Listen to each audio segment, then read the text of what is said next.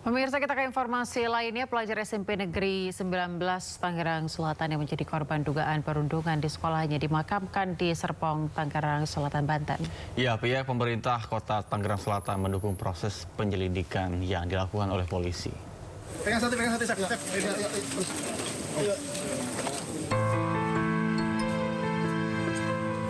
Pelajar SMP Negeri 19 Tangerang Selatan Muhammad Hisham yang menjadi korban dugaan perundungan di sekolahnya dimakamkan di Serpong, Tangerang Selatan, Banten.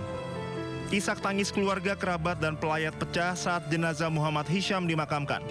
Muhammad Hisham meninggal dunia setelah menjalani perawatan di ICU Rumah Sakit Fatmawati, Jakarta Selatan. Wakil Wali Kota Tangerang Selatan, Pilar Saga Ihsan, yang hadir dalam prosesi pemakaman Hisham menegaskan komitmennya mendukung proses penyelidikan yang dilakukan aparat kepolisian. Kasus ini menjadi evaluasi serius bagi pemerintah Tangerang Selatan. Ya, saat ini kami sedang berkoordinasi ya, Dinas Pendidikan sedang berkoordinasi dengan KPAI, dan juga saya mendapatkan kabar bahwa Polres Kota Tangerang Selatan juga sedang melakukan pendalaman lebih lanjut terkait permasalahan ini. Ya, kita doakan yang terbaik. Sampai saat ini kami dari Dinas Pendidikan ya, Dinas Pendidikan selalu melakukan sosialisasi, melakukan koordinasi dengan kepala sekolah, dengan komite dan lain sebagainya, dan Dewan Sekolah juga, Dewan Pendidikan terkait bagaimana di sekolah-sekolah supaya tidak ada terjadinya perlakuan bullying terhadap siswa-siswi di sekolah. Nah, itu yang kami terus jalani. Muhammad Hisham diduga menjadi korban kekerasan fisik oleh teman sekelasnya hingga mengalami luka serius di kepala yang kemudian membuat kondisi fisiknya terus menurun. Hisham dirawat intensif di rumah sakit selama 1 pekan tak lama setelah proses mediasi yang dilakukan terkait dugaan pemukulan yang menimpanya. Nah, penyebab kematiannya sendiri sudah mengetahui belum? Belum. Kita baru menanyakan. Oke, Bang. Kalau udah bikin laporan belum polisi? Sampai saat ini kemarin kita nanya ke pihak PPA Polres, bahwasannya ini laporan itu dari KPAI, Bang. KPAI sendiri yang bikin laporan. Dari UPTD PPA juga bilang, Dindik pun juga bilang katanya laporan karena viral. Menurut keluarga korban, pihak pelaku sempat bersedia menanggung seluruh biaya pengobatan korban. Namun belakangan tidak melanjutkan tanggung jawab tersebut. Sementara pihak sekolah disebut keluarga tidak mengambil peran aktif dalam penyelesaian kasus tersebut. Dari Tangerang Selatan, Banten, Nunung Purnomo, iNews melaporkan. Sementara itu, pemirsa, Polres Tangerang Selatan mengaku telah memeriksa 6 orang saksi dalam kasus dugaan perundungan pelajar SMP Negeri 19 Tangerang Selatan. Ya, polisi juga menyebut akan memanggil orang tua korban untuk dimintai keterangan. Bahwa dari awal pada saat kejadian ini memang dari pihak orang tua dan keluarga masih fokus untuk merawat korban.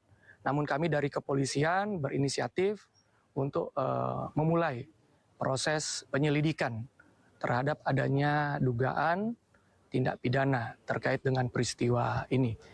Dan hari ini kami sudah dapatkan kepastian bahwa nanti akan dijadwalkan dari pihak orang tua korban akan memberikan keterangan kepada penyelidik yang sementara menyelidiki kasus ini. Ya.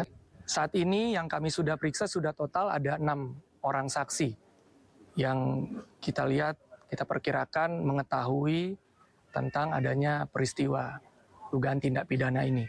Kami juga tidak bekerja sendiri, kami dibantu oleh UPTD PPA dari pemerintah Kota Tangerang Selatan, kemudian dari pihak KPAI juga sudah bersama-sama waktu itu datang berkunjung dan melaksanakan asistensi dalam penanganan perkara ini.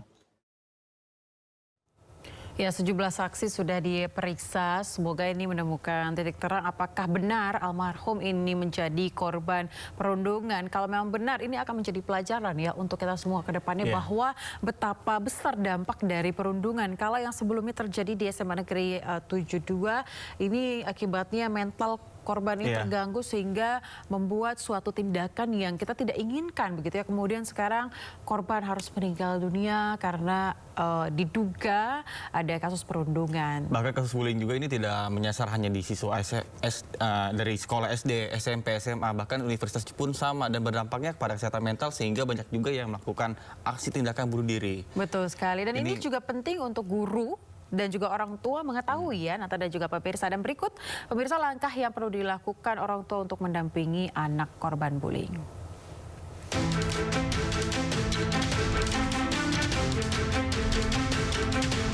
Satu, dengarkan anak tanpa menghakimi. Anak perlu merasa bahwa orang tuanya adalah tempat aman untuk berbagi perasaan tanpa takut disalahkan. Dua, tunjukkan empati dan pastikan anak tidak merasa sendirian. Empati orang tua punya pengaruh besar terhadap pemulihan psikologis anak. Sementara itu, saat korban merasa tidak sendirian, maka beban emosional yang ditanggungnya akan berkurang. Lalu yang nomor 3, ajarkan cara kelola emosi dengan positif. Penting bagi anak untuk tahu bahwa marah dan frustrasi adalah hal yang wajar, namun harus disalurkan dengan cara yang tepat. Kemudian yang keempat, libatkan pihak sekolah dan profesional. Hal ini sangat perlu dilakukan agar anak mendapatkan perlindungan dan dukungan menyeluruh. Adapun yang terakhir, 5, bantu anak bangun kembali rasa percaya diri. Orang tua dapat bantu anak kembali bersosialisasi, pendukung minatnya, serta beri penguatan positif. Ya pemirsa, Gubernur Jakarta Pramono Anung mengungkap ada sejumlah siswa meminta pindah sekolah usai ledakan di SMA Negeri 72 Kelapa Gading, Jakarta Utara. Ya, sejumlah siswa mengaku trauma atas kejadian tersebut.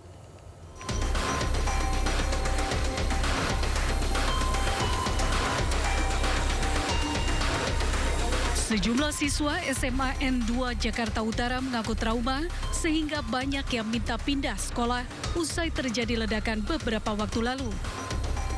Gubernur Jakarta Pramono Anung menyebut hal tersebut harus menjadi perhatian dari pihak sekolah. Jangan dipaksakan kegiatan belajar mengajar berlangsung normal jika belum siap. Saya kemarin sudah berkomunikasi secara langsung dengan kepala sekolahnya. Mereka akan mengundang murid dan guru-gurunya untuk berdiskusi. Tetapi prinsipnya saya sampaikan kepada Ibu Kepala Sekolah, kalau memang Senin besok sudah siap, silakan dibuka. Tapi kalau belum siap, jangan dipaksakan. Sebelum kegiatan belajar mengajar dimulai, pihak sekolah akan mengundang orang tua siswa untuk memberikan pemahaman mengenai langkah-langkah pemulihan yang dilakukan bersama pihak sekolah, psikolog, serta unsur wilayah setempat. Dari Jakarta, Muharlin Tri Julianti, iNews melaporkan. Kita beralih ke informasi lain, pemirsa. Menteri Migrasi dan Pemasyarakatan Agus Andrianto menyesalkan terdakwa Nikita Mirzani melakukan live TikTok di penjara menggunakan fasilitas rutan Pondok Bambu. Ya, Agus sudah memberikan teguran keras kepada Kepala Lapas Pondok Bambu.